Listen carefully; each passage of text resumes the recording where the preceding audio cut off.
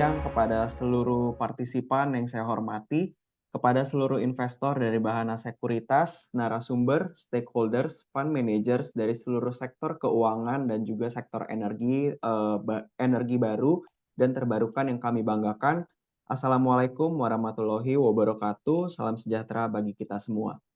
Pertama-tama, perkenalkan saya dengan Billy Huang, Institutional Equity Sales dari Bahana Sekuritas yang akan menjadi moderator pada webinar hari ini dengan tema Prospek Investasi dalam Proyek Pembangkit Listrik Tenaga Air bersama dengan narasumber yang kami hormati Bapak Aldo Artoko selaku Direktur Utama dari PT Arcora Hydro Tbk. Bahana Sekuritas sangat senang dan berterima kasih kepada Anda semua yang telah meluangkan waktu untuk bergabung dalam acara ini. Kami terus berkomitmen untuk terus memberikan informasi dan juga wawasan terbaru terkait perkembangan ekonomi, pasar modal, institusi, sektor, maupun industri yang tentunya sangat bermanfaat bagi kita semua. Baik, Bapak dan Ibu sekalian, sebelum kita mulai, saya akan memperkenalkan narasumber kami, yaitu Bapak Aldo Artoko selaku Direktur Utama dari PT Arcora Hydro Tbk dan juga yang nanti akan dipresentasikan oleh Pak Niko Yosafat selaku Head of Investor Relations dari PT Arcora Hydro Tbk. Bapak Aldo Artoko sudah sangat familiar dengan industri energi dan renewable energy, bertujuan meningkatkan porsi melalui tenaga air tipe run of river di bawah pimpinan Bapak Aldo berhasil membawa Arco melakukan penawaran umum di Bursa Efek Indonesia di tahun 2022, serta menjalin kemitraan dengan Astra International untuk memperluas proyek pembangkit listrik tenaga air di seluruh Indonesia. Sebelum mendirikan perusahaan, Bapak Aldo pun terlibat dalam proyek infrastruktur sebagai project engineer di Parsons Brinkerhoff, konsultan teknik di Amerika Serikat. Tentunya didukung dengan latar belakang dan pendidikan beliau yang luar biasa, yaitu University of New South Wales School of Mechanical and Manufacturing Engineering dengan gelar sarjana teknik. Kita bahas sedikit dari PT Arcora Hydro Tbk merupakan perusahaan yang berfokus pada energi terbarukan melalui PLTA, aliran sungai langsung atau run of river, terutama di daerah terpencil dengan permintaan stabil namun memiliki pasokan listrik yang tidak mencukupi. Baik, Bapak dan Ibu sekalian, selanjutnya kita akan mendengarkan kata sambutan dari Bapak Suryadi Adi Pranata selaku Director of Operations dari Bahana Sekuritas. Kepada Pak Suryadi, saya persilahkan. Oke, terima kasih Billy. Selamat siang Pak Aldo. Salam kenal Pak. Ya, salam kenal Pak Suryadi. Ya, welcome Pak. Jadi seperti yang tadi dijelaskan oleh Billy, kita sebenarnya Pak Aldo, kita dari Bahana Sekuritas secara berkala kami menyelenggarakan corporate access dengan mengajak beberapa petinggi dari perusahaan-perusahaan publik untuk memberikan sekedar sesuatu yang berbeda dengan broker-broker lain. Jadi kita sudah beberapa kali dalam beberapa occasion sudah mempertemukan petinggi emiten dengan investor kami, dan untuk hari ini seperti yang tadi Billy jelaskan, kita berhasil menampilkan Pak Aldo dari PT Arco ya, Arco nama komplitnya Arcora Hydro Tbk. Kode sahamnya di bursa adalah ARKO. Ya, jadi ini adalah salah satu perusahaan yang bergerak di bidang renewable energy, khususnya mungkin PLTA ya, arus dari aliran sungai run off ya, apa istilahnya gitu. Jadi ini adalah salah satu emiten yang baru mungkin 2 tahun yang lalu ya, 2022 go public. Jadi ini mungkin akan memberikan suatu alternatif ya bagi para investor kita untuk apabila ingin berinvestasi di perusahaan-perusahaan yang berkembang dan juga yang bergerak di bidang yang renewable energy. Jadi ini mungkin kan pasti ya tren beberapa tahun ke depan dan selanjutnya pasti akan di bidang renewable energy. Jadi kayak dari aliran sungai, dari panas bumi, dari laut, itu semua akan sangat-sangat mempunyai prospek yang bagus untuk industri dan perkembangan perekonomian di Indonesia. Ya, jadi tanpa berpanjang lebar lagi, mungkin ya waktu dan kesempatan dan tempat kita berikan kembali ke Pak Aldo dan Pak Niko ya, yang untuk mempresentasikan mengenai PT Arcora Hydro ini. Terima kasih. Ya, oke. Terima kasih atas kata sambutannya Pak Suryadi. Mungkin saya revisi sedikit, nanti presentasi tetap akan dari Pak Aldo ya, tetap dipresentasikan oleh Pak Aldo. Adapun webinar ini nanti berlangsung selama kurang lebih sampai pukul 10.30 dan sesi akan diakhiri dengan tanya jawab. Maka dari itu, jika Bapak dan Ibu ada pertanyaan, silakan mengajukannya lewat Q&A box yang sudah tersedia di fitur Zoom Bapak dan juga Ibu. Baik, melanjutkan acara, marilah kita sambut narasumber kita, Bapak Aldo Artoko, untuk memulai webinar. Kepada Pak Aldo, the stage is yours. Thank you very much Pak Billy. Terima kasih juga kata sambutannya yang sangat hangat Pak Suryadi. Ya tentunya sebagai emiten kita sangat bahagia dan sangat happy jika memang banyak sekuritas yang aktif untuk mengundang kita untuk bisa memaparkan tentang perusahaan kita, memaparkan strategi-strategi kita kepada calon-calon investor, fund managers. Ya, tentunya kita menyambut sangat baik, dan maka dari itu kami hadir di sini dan hopefully bisa menjadi suatu event yang berguna buat semua. Mungkin kita langsung mulai aja, bisa mulai dipresentasikan. Ya, oke. Jadi next stage, Pak Niko, next slide. Ya, go back to the third page. Jadi dari table of content. Ya, jadi di presentasi ini saya akan bagi jadi 3 bagian. Yang pertama saya mau sedikit saja ungkapkan tentang perusahaan kita, siapa saja, shareholder profile-nya seperti apa, lalu saya akan masuk kepada company strategy, bagaimana kita memilih lokasi, bagaimana kita memilih investasi, bagaimana kita alokasikan capex kita, dan yang ketiga kita mau bahas sedikit juga mengenai financial performance dan outlook kita. Mungkin bisa ke bagian yang pertama langsung. Ya, jadi PT Arcora Hydro ini tentunya bergerak adalah suatu platform company. Sorry sebentar ya. Mungkin bisa di mute dulu sebentar ya Pak ya, yang lainnya. Saya tadi soalnya penampilannya keluar jadi bukan presentation file-nya. Ya. Go back to the presentation file-nya. Ya, there you go. Oke, jadi PT Arcora Hydro ini merupakan suatu platform company yang bergerak di bidang run-of-river hydropower. Nah, kita mesti sedikit edukasi sedikit juga bahwa hydropower itu ada 2 tipe ya. Yang pertama itu run-of-river hydropower, dan yang kedua itu adalah dam type hydropower. Nah, perbedaan fundamentalnya di mana?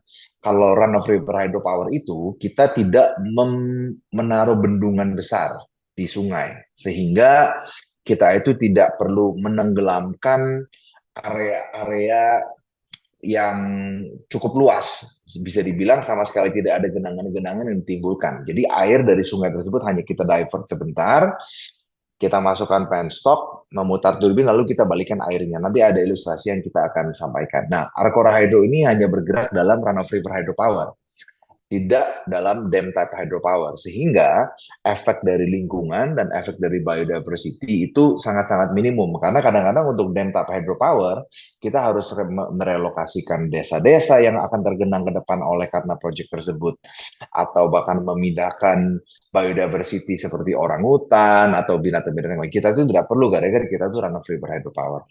Nah, sampai saat ini Arcora Hydro itu sudah memiliki platform sampai dengan 42,8 megawatt. Dan kita itu berencana dengan pipeline-pipeline yang kita ada, nanti akan sedikit kita tampilkan juga, kita sebelum 2025 kita menargetkan diri bisa sudah mempunyai kontrak sebesar 200 megawatt. Nah, kalau kita lihat dari tahun 2022 pada saat IPO, kita hanya memiliki 30 megawatt, dan sekarang ini by the end of this year, hopefully kita sudah mencapai 60 megawatt minimum, artinya kita sudah double capacity dari IPO, dan hopefully tahun 2025 kita sudah meningkatkan kontrak kapasitas kita lebih eksponensial lagi. Nah, visi kita itu simple, kita pengen mendevelop potensial-potensial hydropower di Indonesia yang masih banyak sekali belum terdevelop untuk sebagai suatu bukti bentuk kontribusi kita itu untuk meningkatkan ketahanan energi kita terhadap komoditas-komoditas yang sifatnya masih sangat fluktuatif seperti batu bara, gas, dan lain-lain. Next-nya Pak Niko. Next slide, Pak Niko. Ya, thank you. Nah, ini company di-establish di 2010. Tentunya di 2010 pada saat tersebut masih sangat jarang sekali, dan regulasi-regulasi juga masih sangat bertentangan lah ya dengan renewable energy. Renewable energy dihitung bukan suatu hal yang seksi, tapi kita thankfully kita terus keras kepala lah istilahnya untuk terus mendevelop hydropower, because we think renewable energy memang is the future, dan menurut saya sekarang kita sudah mulai memetik buah-buahnya. Nah, di milestone penting itu tahun 2022 tentunya kita melaksanakan initial public offering di bulan Juli waktu itu, dan juga di tahun 2023 kita melaksanakan issuance of green bond yang pertama-tama untuk non-state owned company. Biasanya itu green bond itu diisi hanya oleh state owned company. Nah, kita salah satunya first non-state owned company yang issue green bonds atau obligasi berwawasan lingkungan. Dan di situ terlihat sekali bahwa memang antusias dari investors kepada produk-produk yang green itu lumayan tinggi, karena memang banyak sekali juga baik dari perusahaan-perusahaan maupun fund manager sudah memiliki mandat ya untuk mengalokasikan sebagian dari fundnya tersebut kepada green initiative projects. Next, Pak.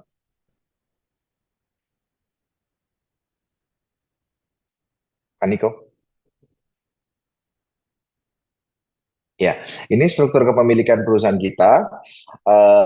Bisa dilihat di sebelah kiri. Di situ ada Arcora Bakti Indonesia, which is the pengendali di grup. Ada juga ACI Singapore memiliki 10%. Beliau itu adalah boutique private equity firm dari Singapura dan Amerika. Public memiliki 15%. Dan juga ada di Duty Group itu PT Energia Prima Nusantara. Nah, totalnya di situ, as we know, PT Energia Prima Nusantara itu fully owned by United Tractors. Jadi PAMA, seperti semua udah tahu ya, PAMA Persada itu dimiliki oleh UT juga, dan ujung di atasnya itu 60% dimiliki oleh Astra. Jadi secara keseluruhan,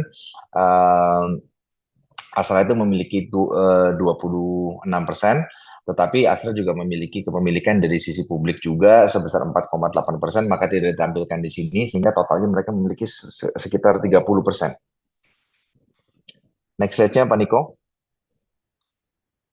Ya, nah mungkin kita mau share sedikit dari sisi strategi-strategi dan kenapa dan apa yang menjadi strength-nya dari perusahaan kita ya, yaitu Arcora Hydro. Nah, yang jelas, nomor satu, kita itu selalu fokus kepada lokasi-lokasi. Jadi gini, kalau hydropower itu tergantung dari lokasinya dibangun di mana, itu akan menentukan seberapa bagusnya proyek tersebut. Karena potensi-potensi tersebut itu sangat menentukan berapa capex yang akan dibangun, bagaimana ketersediaan airnya di masa depan, dan Arco itu sangat berfokus gara-gara kita mulainya dari tahun 2010 awal, kita tuh sudah banyak secure lokasi-lokasi yang bisa dibilang golden sites, atau we call it low hanging fruit projects lah, yang dimana jarak transmisi tidak terlalu jauh, catchment areanya masih hutan lindung dan akan terus menjadi hutan lindung, sehingga ketersediaan air itu tinggi. Dan seluruh proyek-proyek kita untuk item kedua, kita juga mempunyai head atau net head-nya tinggi. Jadi yang menentukan power itu dihasilkan berapa itu dari ketersediaan air dan juga net head. Nah, proyek-proyek itu memiliki net head itu minimumnya 100 meter. Nggak ada yang di bawah 100 meter. Dan tentunya in the species of nature, bisnisnya sangat simple. kita memiliki long term contracts dengan PLN, typically itu 25, yang terakhir itu sudah 30 tahun. Dan kita membangun setelah kita sudah memiliki kontrak. Jadi dari sisi resiko memang sedikit berbeda dengan bisnis-bisnis lain. Kalau bisnis-bisnis lain tentunya kan kita contoh misalnya kita mempunyai mall, kita kan harus membangun mall dulu dengan kita gambling ini nanti bakal ramai atau enggak. Nah, tapi kalau di Arko, kita justru memiliki kontrak dulu nih 30 tahun dengan PLN, barusan kita tuh membangun. Jadi dari sisi cash flow, dari sisi resiko itu bisa dibilang lebih sedikit kecil gara-gara kita sudah memiliki kontrak take out-nya dulu. Jadi kita udah tahu bahwa ini akan diambil dulu listriknya, barusan kita bangun. Dan selain itu juga kita, karena kita mensupport government program yang berhubungan dengan net zero emission program, tentunya secara regulasi kita akan terus didukung oleh PLN. Apalagi bukan hanya negara Indonesia saja, tetapi seluruh dunia sekarang lagi sangat mengutamakan isu climate change, mau menyelesaikan isu climate change. Salah satu solusinya adalah dengan mengutamakan green energy investments gitu. Kita juga memiliki good corporate governance, high safety standard, juga experience management di dalam perusahaan kita. Next slide, Pak Niko.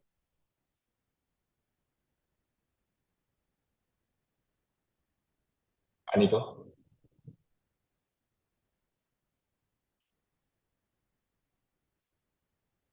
Sorry ya, ini belum di next oleh Pak Niko. Oke, thank you Niko. Di sini kita bisa lihat ya, untuk hydropower plant illustrations. Di sini kita bisa lihat mungkin buat tadi beberapa kan saya sempat sebut bahwa ada dua jenis hydropower, run of river dan dam type power plant. Nah ini mungkin saya mau sedikit jelaskan seperti apa sih run of river hydropower plant itu. Nah semuanya kita tahu ya bahwa namanya sungai itu mengalir dari ketinggian tinggi ke ketinggian rendah dan ujung-ujung akan bermuara di laut. Lalu siklusnya itu dari laut itu akan menguap lagi menjadi awan dan akan menjadi hujan lagi, dan dari hujan akan turun ke sungai lagi di atas dan turun lagi ke bermuara ke sungai lagi. Nah, itu siklus renewable-nya yang bisa kita buat. Nah, apa yang hydropower run of river lakukan? Kita hanya meminjam air yang di atas, lalu kita menurunkan melalui pipa, sehingga pipa itu melalui penstock. Mungkin Pak Niko bisa gerakan kursor di bagian penstocknya, Pak Niko? Di bagian penstock ya. Di penstock itu air itu akan turun jatuh, memutar turbin, lalu air yang memutar turbin tersebut akan keluar ke sungai yang sama. Jadi kita hanya meminjam air dan kita tidak menggunakan air. Jadi air yang kita ambil untuk memutar turbin akan kita kembalikan ke sungai yang sama. Jadi kita tidak mengambil apapun dari sungai. Jadi sehingga siklusnya bisa dilanjutkan, akan terus mengalir lagi ke muara sungai, ke muara bermuara di laut dan akan menguap lagi di atas. That's why it's being called renewable, dan kita sama sekali tidak melakukan pembakaran fosil sehingga mengeluarkan karbon yang merusak lingkungan. Nah, itu gambaran simpelnya ya. Tentunya mungkin untuk membangunnya itu tidak semudah itu karena kita berhubungan dengan alam ya. Tetapi untuk pengertian simple, what is run of river hydropower, that's exactly what we're doing. Dan di luar negeri hampir seluruh potensi-potensi ini sudah dibangun semua karena mereka itu selalu mengutamakan hydropower ini untuk dibangun terdahulukan dibandingkan dengan sumber yang lain. Next, Pak. Ya, ini gambaran, mungkin tadi sudah ada saya kasih sedikit ilustrasi. Hopefully rekan-rekan di sini bisa menggambarkan seperti aslinya. Ini proyek kita yang pertama, PLTU Cikopo 2, itu 7,4 megawatt. Kita itu di situ ada gambar sebelah kiri itu generator dan turbinnya. Jadi air yang masuk itu akan memutar turbin, dan melalui turbin itu diputar memutar shaft generator, dan di generator mengkonvert energinya dari kinetik menjadi listrik. Next, Pak. Ini gambaran proyek yang Tomasa, proyek yang kedua 10 megawatt di Sulawesi Selatan, di Sulawesi Tengah, 2 unit 5 megawatt masing-masing, dan ini Pelton Turbine juga, dan ini sudah beroperasi dari tahun 2020. Nah, ini proyek kita yang ketiga yang akan commissioning dalam hopefully beberapa hari lagi. progresnya 297, mungkin sekarang sudah di 98, 99. Kita sudah wet test, semuanya sudah berjalan, turbin sudah mulai terpasang. Hopefully di bulan September ini kita sudah melaksanakan commissioning proses. Kita juga sekarang sedang membangun proyek kukusan 2, kapasitasnya 5,4 megawatt di Lampung. Ini ongoing progress dan kita expecting COD-nya itu di bulan September 2025. Ini juga kita sedang membangun another 10 megawatt di Sulawesi Selatan yang ini. Sekarang kita baru mulai, karena kita PPN-nya ini baru di bulan Desember akhir tahun lalu, dan kita baru mulai konstruksi sekitar 2-3 bulan yang lalu. Kapasitas 10 megawatt, lokasi di Sulawesi Selatan, kita expect COD-nya di quarter 2 2026. Nah, tentunya sebagai perusahaan harus terus bisa hidup berdampingan dengan masyarakat sekitar. Kita ada program CSR yang terus kita kembangkan setiap tahunnya. Kita berfokus kepada 4 pilar. Yang pertama itu pendidikan, lalu lingkungan, aspek sosial, dan juga infrastruktur ya. Jadi kita itu selalu investasi itu di daerah-daerah yang cukup remote lah bisa dibilang. Tetapi selalu akan ada masyarakat di sana tentunya ya.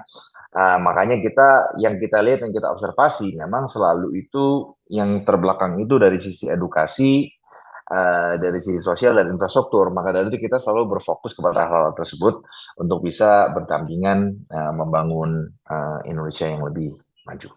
Next Pak. Nah, selama tahun dari 2017 kita itu sudah mengurangi emisi greenhouse gas itu sebesar 323.000 ton of CO2 equivalent ya.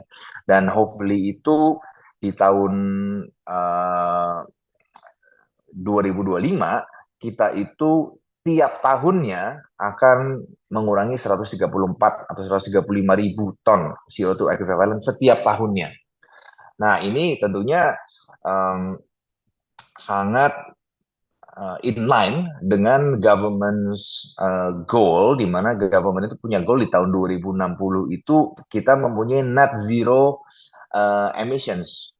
Artinya seluruh pembangkit kita itu sudah tidak ada yang menghasilkan CO2 lagi, tapi semuanya akan berasal dari green. Nah, tentunya potensial-potensial yang ada, Argo itu akan terus significantly berkontribusi. Nah, ini sedikit tentang company strategy. Tadi kita udah bicara sedikit mengenai Argo tadi. Lalu potensi di Indonesia seperti apa? Nah, ada studi yang dulu pernah dilakukan oleh Jepang, di-hire oleh PLN dan ESDM. Di Indonesia itu jadi mempunyai potensi hydro itu sebesar 95.000 megawatt. Nah, sampai saat ini itu sampai 2023 ya. Datanya yang kita punya itu, kita baru utilize itu nggak sampai 10%. Kita baru total hydro itu ada 6.700 di seluruh Indonesia. Mainly oleh PLN ya, karena zaman dulu kan masih belum banyak ada IPP.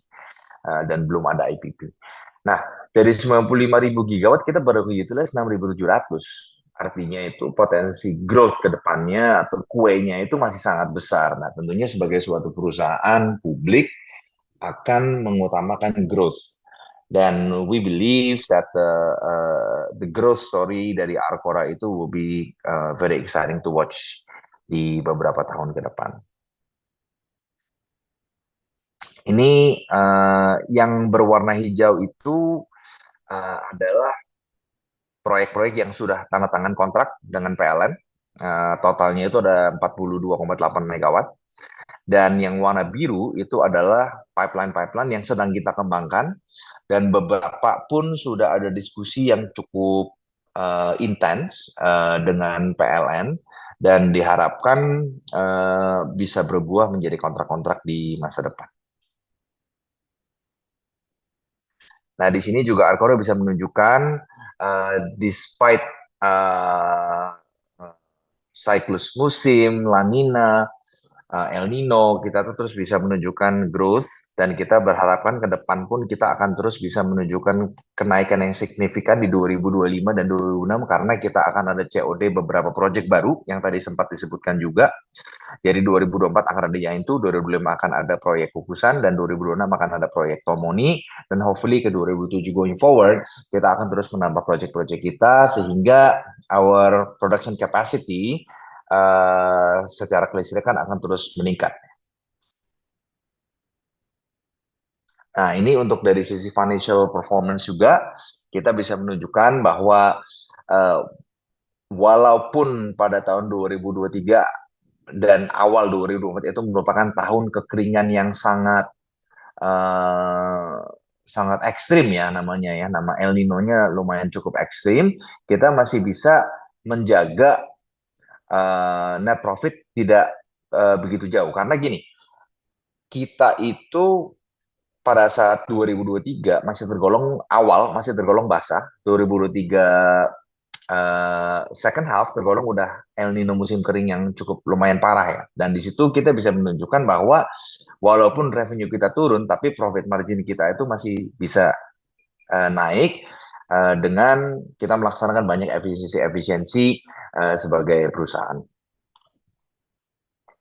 Dan going forward tentunya El Nino-nya akan habis. Kita akan berubah menjadi La Nina, which is tahun basah. Itu akan dimulai di tahun 2024 second half. Dan 2025 akan merupakan tahun basah juga, sehingga produksi listrik dan juga revenue diharapkan tentunya pasti akan terus naik. Nah, di sini kita juga bisa menunjukkan kita mempunyai solid trend dari sisi peningkatan aset, peningkatan dan juga peningkatan dari equity berhubungan dengan proyek-proyek yang terus kita bangun. Kita bisa terus menunjukkan konsisten bahwa kita itu growing company, kita terus bisa menghasilkan proyek-proyek yang baru yang terus bisa kita dapatkan. Dari kita itu saja untuk presentasinya. Hopefully saya tadi kelewatan 2 menit, tapi hopefully that's okay Pak Suryadi dan Pak Billy ya. Iya, oke. No problem, Pak. Thank you banget nih, Pak, atas pemaparan materinya dari Pak Aldo. Presentasinya tentunya sangat menarik dan kita sangat senang ya, Pak Aldo, atas kehadiran dari Arko nih. Juga memberikan refreshment dan juga insight bagi investor, fund manager yang turut hadir di sini. Sebelum kita masuk ke pertanyaan dari audiens nih, Pak, mungkin saya ada pertanyaan dulu sedikit ya. Tadi Oke. boleh. Nah, kalau dari result, Pak, result di first half 2024, so far gimana sih, Pak, dari guidance Arko sendiri? Apakah so far itu masih in line dengan target perusahaan? Dan gimana sih, Pak, untuk prospek dari second half 2024 ini? Silakan, Pak Aldo. Ya, mungkin saya akan jawab dulu. Mungkin nanti Pak Riki bisa tambahin. Pak Riki direktur yang banyak incar di keuangan. Mungkin saya mulai dulu ya, Rik ya. Jadi gini Pak, kalau dari quarter one kita sih cukup. Jadi gini, kalau di bisnis hydro itu kan bisa dibilang ada sedikit siklus. Nah, sedikit siklus itu berhubungan dengan kapan tahun kering, kapan tahun basah. Tetapi Ya, jika kita mempunyai site-site tersebut berada dalam lokasi-lokasi yang mempunyai catchment area yang bagus, siklus itu tidak akan terlalu mengefek.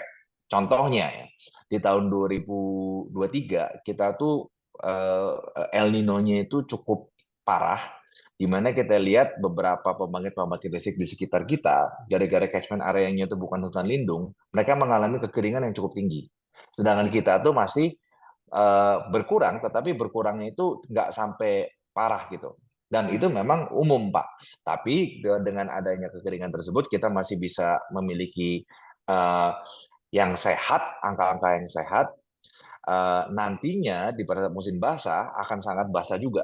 Sehingga kita mempunyai revenue pun akan naik dari situ ya. Nah, dari kuartal 1 2024 ini merupakan tahun peralihan dari oke. tahun kering menjadi tahun basah. Tapi selain itu pun, Arcora itu sudah akan menantikan beberapa proyek baru yang akan segera commissioning, Pak ya. seperti proyek Yaintu yang akan commission dalam 1 bulan ke depan, dan kita membangun proyek juga Kukusan dan Tomoni yang akan commission di tahun 2025 dan 2026. Jadi hopefully dengan adanya proyek-proyek tersebut yang terus terschedule, itu kita bisa konsisten menunjukkan growth ke depan. Oke. Pak Riki, Jadi please feel fokusnya free to di add. growth ya. Ya, thank you Pak Aldo. Mungkin saya sedikit nambahin Ya. dari tadi beberapa revenue driver kita tuh untuk this year, the second half of this year sama tahun depan tadi dari project-project yang kita mau akan beroperasi dalam waktu dekat. Terus project-project yang sedang kita konstruksi, kontrak-kontrak baru yang kita targetkan untuk kita bisa dapatkan dari potensi-potensi yang kita di pipeline kita yang ada. Selain itu kita juga tetap menjaga efisiensi di mana yang bisa dilihat dari first half kemarin itu kita juga melakukan efisiensi yang bisa menjaga net profit margin kita meskipun musim kering, musim basah. Kita juga fokus di pembiayaan project yang lebih efisien dengan tenor yang lebih panjang, jadi bisa meningkatkan equity IRR project-project yang kita bangun. Mungkin kira-kira sedikit tambahan dari saya begitu, Pak Aldo. Thank you, Pak Riki. Oke, thank you Pak. Mungkin ini juga sudah ada beberapa pertanyaan yang masuk, tapi ini ada yang lewat direct message ya dari Asset Management. Apakah ada insentif fiskal dari pemerintah untuk pengembangan PLTMH atau PLTA? Terima kasih. Silakan Pak Aldo. Iya, kalau insentif fiskal secara langsung ini sekarang ini belum ada, Pak. Tetapi memang ada insentif-insentif lainnya ya, seperti accelerated depreciation yang bisa cukup membantu lah ya, dan juga mengenai pembebasan bea cukai untuk peralatan turbin dan mechanical. Itu juga tentunya, cuman ya mungkin nggak secara langsung ya Pak ya. Tetapi yang kita lihat dari government itu sangat secara regulasi itu sangat membantu dan sangat pro. Contohnya untuk beberapa perizinan-perizinan, kalau kita sudah sampaikan bahwa ini untuk kepentingan renewable energy, tentunya mereka itu ada sisi urgensinya lah dari sisi government untuk segera membantu supaya segera terrealisasinya proyek-proyek kita. Oke, jadi insentif fiskal sekarang belum ada, namun memang ada urgensi lah ya Pak ya, seperti pembebasan bea cukai yang tadi di-mention Pak Aldo. Oke, Betul. ini ada pertanyaan selanjutnya Pak dari Dapen OJK. Yang pertama terkait pemberitaan Arcora yang akan membangun proyek PLTA di Kalimantan. Apakah sudah dapat dipastikan terkait pengerjaan proyek tersebut atau baru sebatas rencana? Mungkin poin 1 dulu Pak, boleh? Pak Aldo, Boleh. silakan. Boleh. Pak Adi, terima kasih pertanyaannya, good questions. Jadi kita itu memang Arcora itu mempunyai visi suatu mimpi dan tujuan bahwa kalau kita mau buka usaha dan mempunyai usaha, ya namanya bisnis tentunya kan harus profitable ya Pak ya. Tetapi alangkah baiknya jika kita memiliki bisnis profitable yang mempunyai dampak positif, terutamanya itu buat negara ataupun buat masyarakat sekitar. Nah, kita memang selalu mengincar proyek-proyek yang masih mempunyai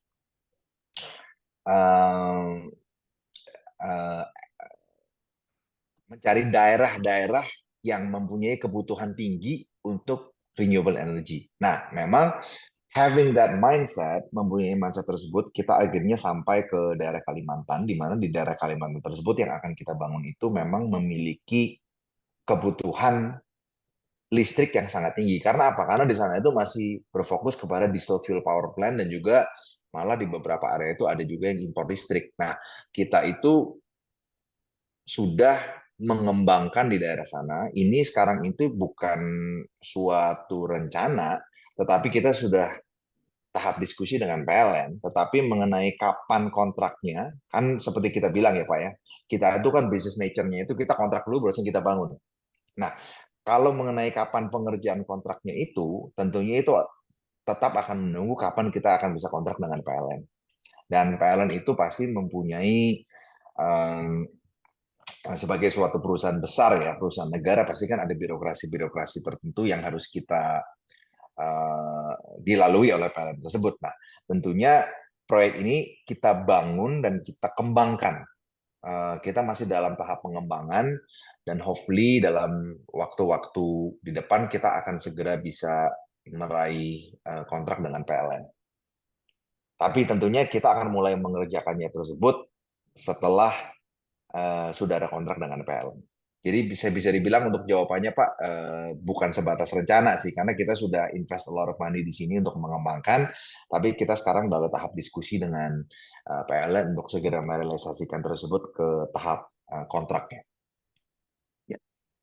Oke, kita lanjut Pak Aldo ke pertanyaan selanjutnya masih dengan Pak Adi, Dapen OJK Ya, untuk pendanaan proyek Arcora terdepan. Apakah akan dengan utang bank atau penerbitan surat utang atau pinjaman dari pemegang saham? Silakan Pak ya. Aldo. Oke, Pak Adi, thank you. Tentunya kan Pak Adi udah tahu ya, dan teman-teman rekan-rekan semuanya udah tahu bahwa kita itu memang mempunyai salah satu pemegang saham yang cukup kuat lah, dalam arti profilnya dan very cash rich seperti United Tractor. Tetapi Arcora sendiri juga sebagai perusahaan publik pasti memiliki banyak opsi-opsi untuk mendapatkan pendanaan. Tentunya di semua proyek pasti dari untuk kembangan suatu proyek itu pasti ada porsi pendanaan dengan utang bank, itu pasti udah ada. Karena typically 60-75% itu didanai oleh bank sebagai senior debt facilities.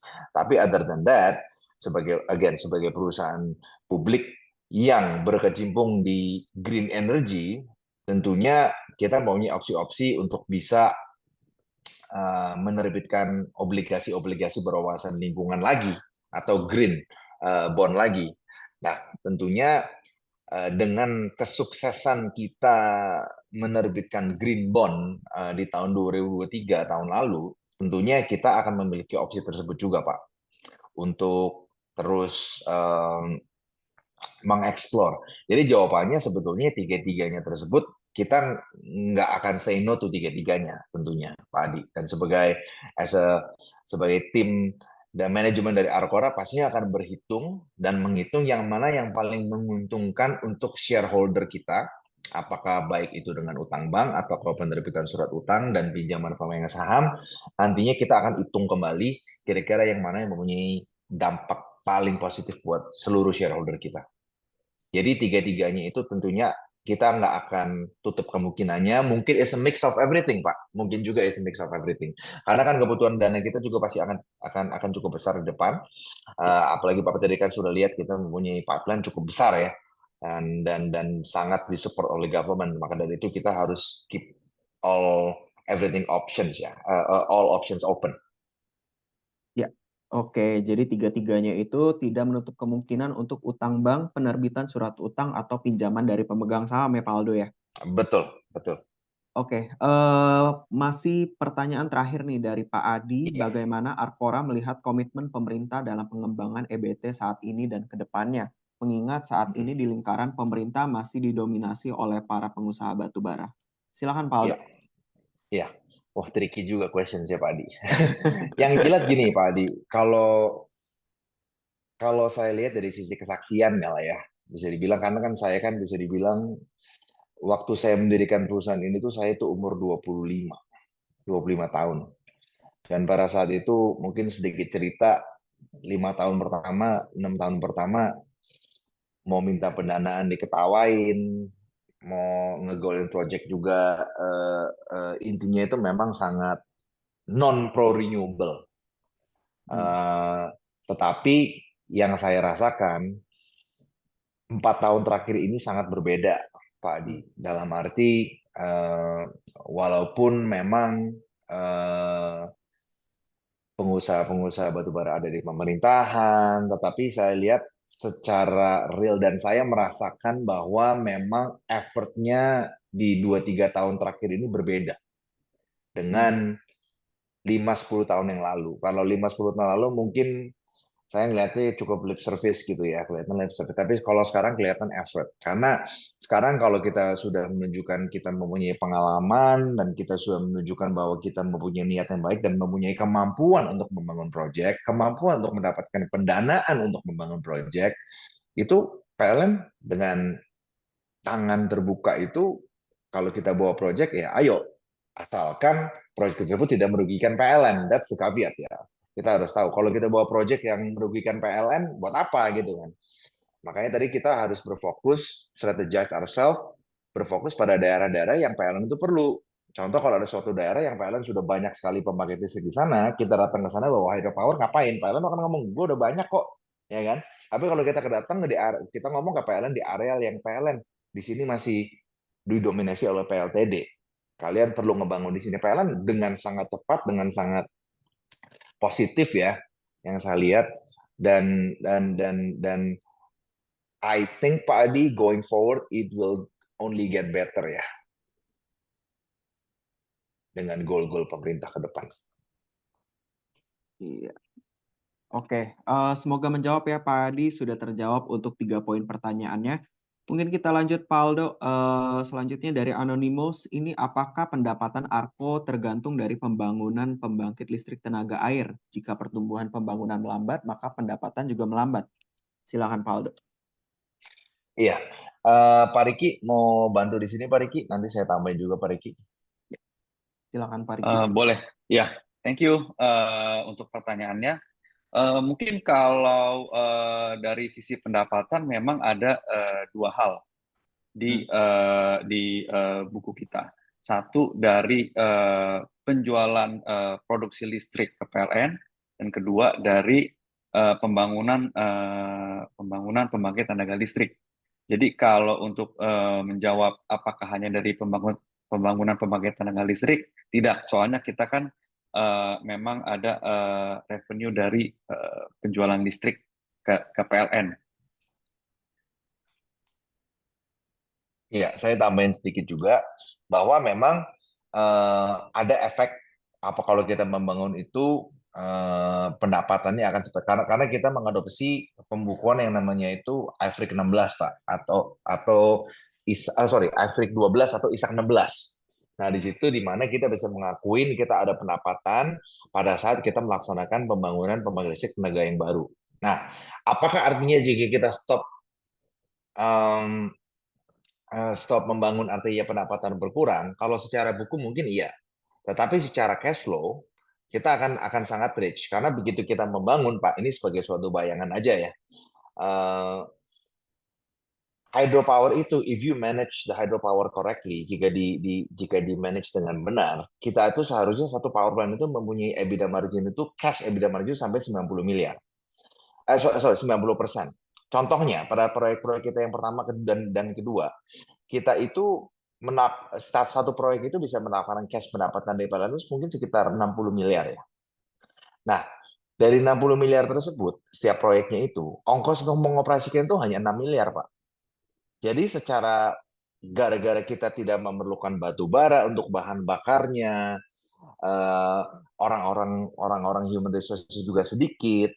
Jadi kita tuh mempunyai EBITDA margin cash itu cukup tinggi. Nah, jika pada saat kita sudah tidak membangun, akan ngefek terhadap pendapatannya, tetapi secara cash kita mempunyai cash flow yang rich, yang nantinya mungkin bisa jadi dividend play, bisa jadi a lot of other plays lah for the shareholders.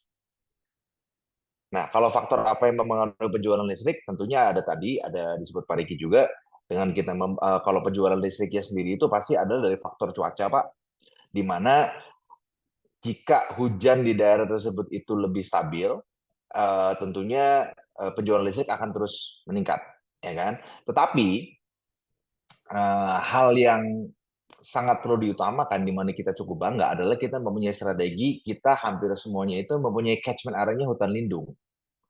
Karena kalau catchment area-nya itu bukan hutan lindung, pada saat hujan deras, airnya itu akan langsung turun ke sungai.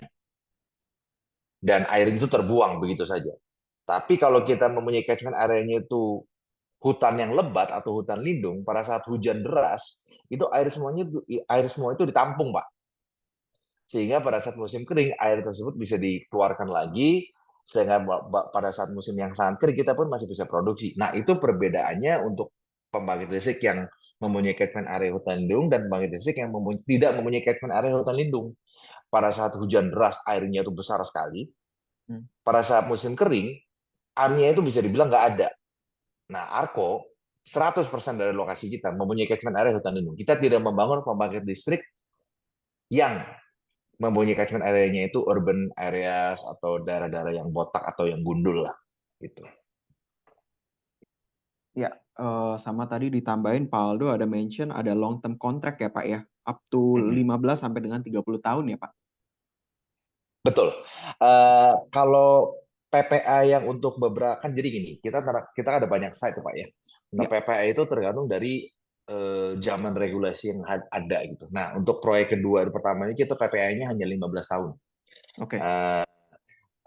Jadi sekarang itu masih sisa 10 tahun masing-masing. Proyek kedua sama tiga itu 25 tahun. Proyek kedua 34 itu 25 tahun.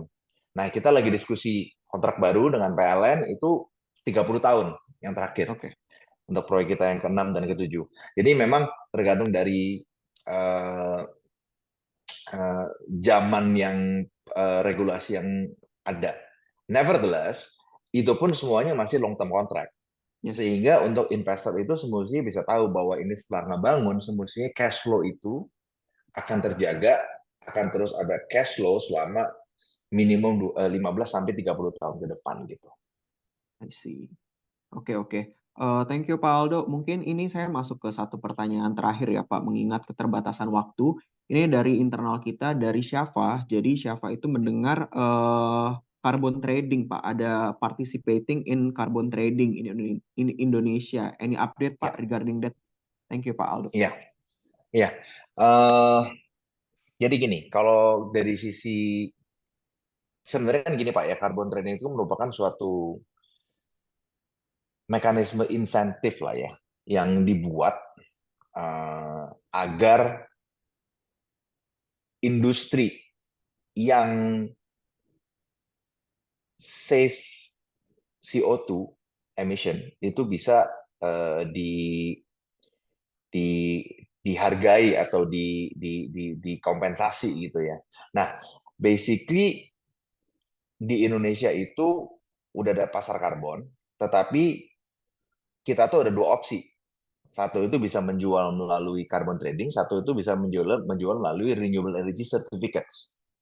Nah, selama ini Alcora ini memilih jalan yang kedua, yaitu menjual melalui renewable energy certificates. Nah, intinya the conceptuality is the same. It's basically how we monetize, how the company that pro renewable energy atau pro green energy that helps the environment get compensated for it.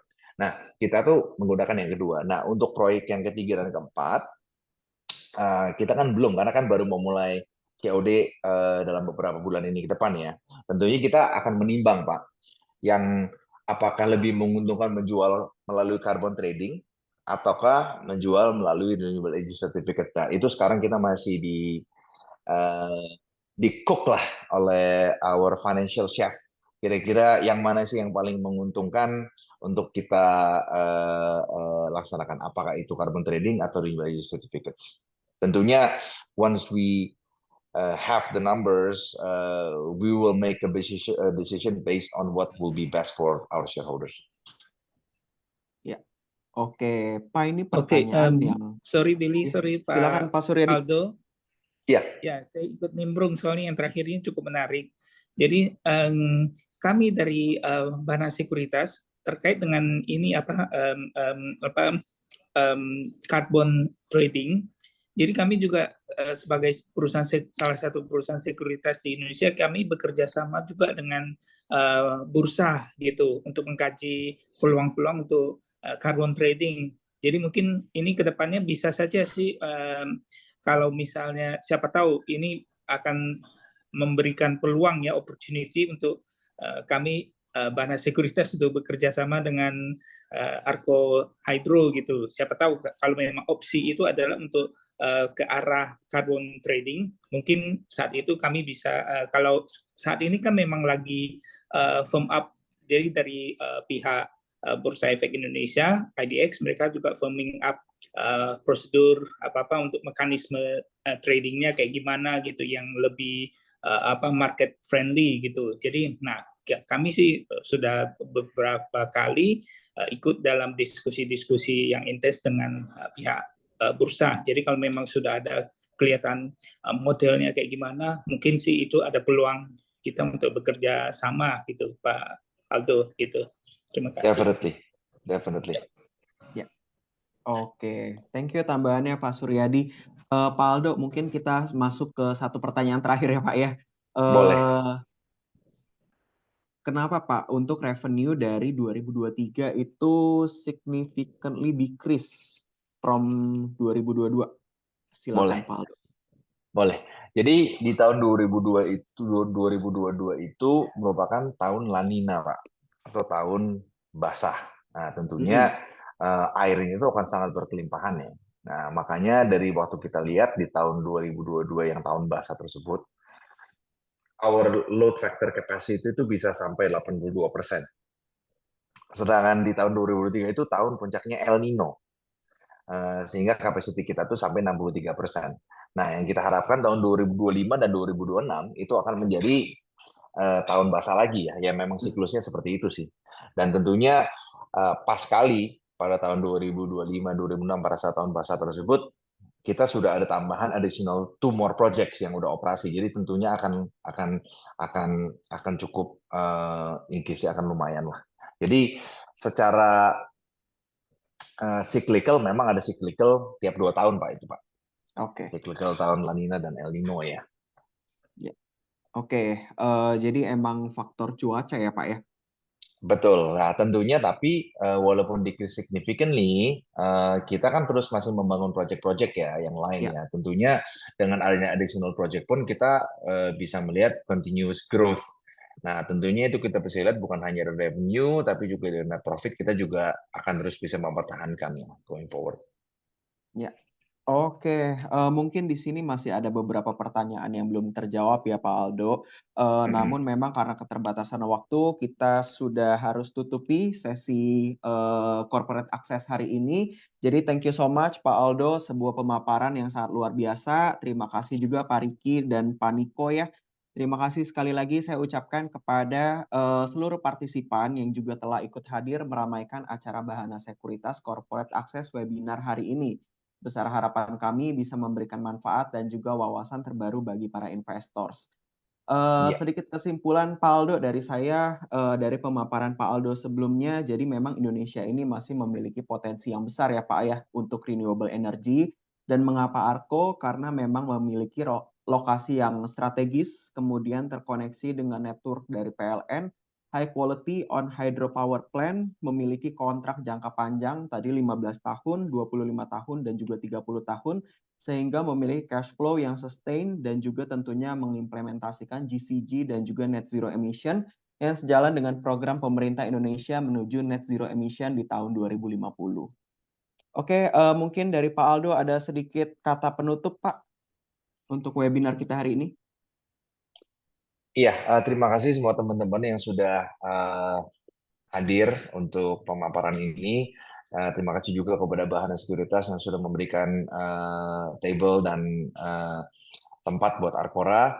Tentunya Arcora itu mempunyai suatu visi bukan hanya mau cari uang aja, tapi kita mau memiliki dampak yang baik buat our government dan lingkungan sekitar. So please do watch our growth, and hopefully our growth story in the upcoming years will be something that's sangat-sangat menarik untuk terus diikuti. Yes, oke, sebuah kata-kata yang sangat powerful dari Pak Aldo. Kami juga mengucapkan terima kasih kepada seluruh tim yang telah berkontribusi dalam persiapan dan pelaksanaan acara ini. Tanpa dukungan mereka, acara webinar tidak akan terlaksana dengan sukses. Next event kita akan bertemu dengan emiten batubara yaitu PT Bukit Asam atau dengan ticker PTBA. Adapun webinar diselenggarakan melalui Zoom hari Rabu tanggal 28 Agustus 2024. Untuk pendaftaran jangan ragu untuk menghubungi tim sales representatif Anda. Setelah ini, kepada seluruh audiens akan kami kirimkan link feedback dan juga key takeaways dari Arcora Hydro hari ini. Tentunya masukan dari seluruh audiens dapat memberikan masukan bagi acara kami Bahana Sekuritas ke depannya. Sekian dari kami, selamat siang dan semoga hari Anda menyenangkan. Saya Billy Huang, pamit undur diri. Thank you so much, Pak Aldo. Thank Terima you so kasih, much, Pak everyone. Riki, Pak Niko. Thank you so Terima much. kasih Pak Aldo, terima kasih Pak Terima Riki, kasih Terima kasih, Pak terima Suryadi. kasih Pak semuanya. Niko. Ya. Terima kasih, Pak.